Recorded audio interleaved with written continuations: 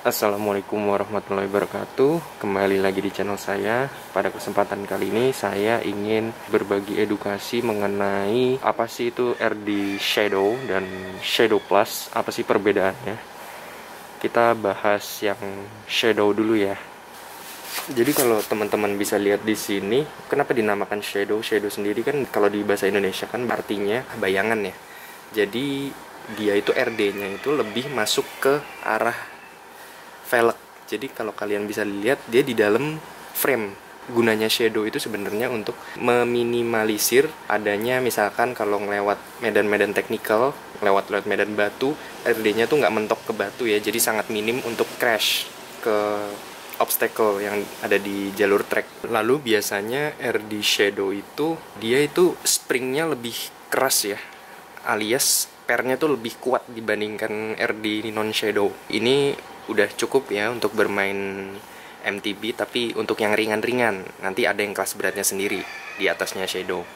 Jadi ini udah lumayan keras ya. Jadi kalau kena guncangan, misalkan lagi lewat drop-drop gitu, rantainya tuh nggak kena frame ya kalau ini. Tapi kalau Shadow masih agak kurang maksimal ya untuk bermain MTB. Jadi itu sekilas mengenai Shadow dan apa sih kelebihannya RD Shadow dibandingkan RD biasa ya. Kita lanjut ke satunya yang Shadow Plus. Oke, kawan-kawan sekalian, di depan saya udah ada RD yang memiliki teknologi Shadow dan Plus. Artinya Shadow Plus. Shadow itu yang seperti saya bilang tadi, ininya lebih, body dari RD itu lebih masuk ke dalam velg sehingga ngumpet di balik frame, jadi lebih aman kalau kena ada batu. Nih kalian bisa lihat sendiri, kalau dari belakang dia ngumpet ya RD-nya di balik frame, makanya itu dinamakan Shadow. Tapi apa yang membedakan RD Shadow dan Shadow Plus? Kalau teman-teman bisa lihat di sini, RD ini memiliki clutch. Jadi apa sih yang membedakan Shadow dan Shadow Plus? Ini dia. Kalau Shadow Plus ini dia ada clutchnya, ini bisa dimatikan seperti ini posisi ini dan dinyalakan. Kalau dinyalakan, otomatis RD ini lebih keras dibandingkan RD Shadow biasa ya. Tuh. Jadi dia lebih aman kalau untuk main drop-drop.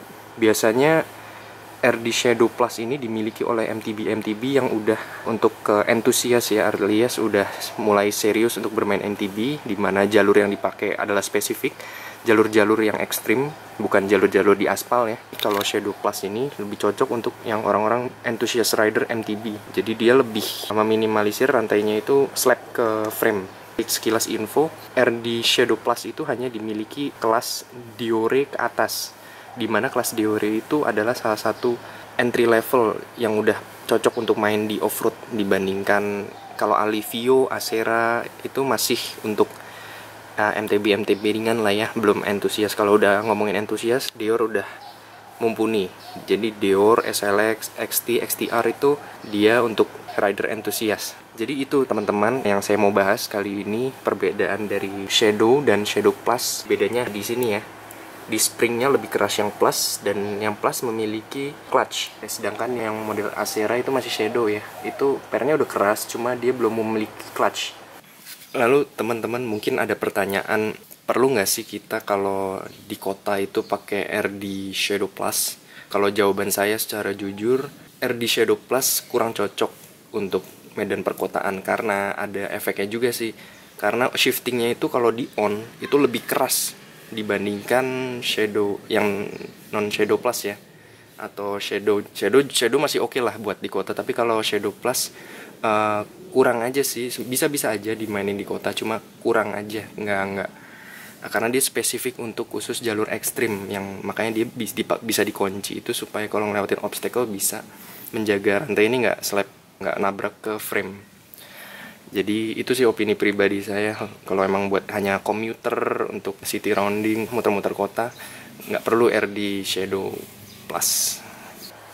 Oke, mungkin teman-teman itu yang bisa saya sampaikan, sedikit informasi mengenai perbedaan RD Shadow dan Shadow Plus. Bila ada pertanyaan, bisa komen di kolom komen ya, nanti kita diskusi. Lalu untuk referensinya saya dapatkan dari yang ada di deskripsi ya, nanti kalian bisa baca sendiri. Jika video ini bermanfaat, silahkan klik like dan share ya ke teman-teman yang lain. Semoga video ini bermanfaat buat para rider MTB khususnya, dan ke depan akan ada video-video menarik. Oke, thank you, bye bye.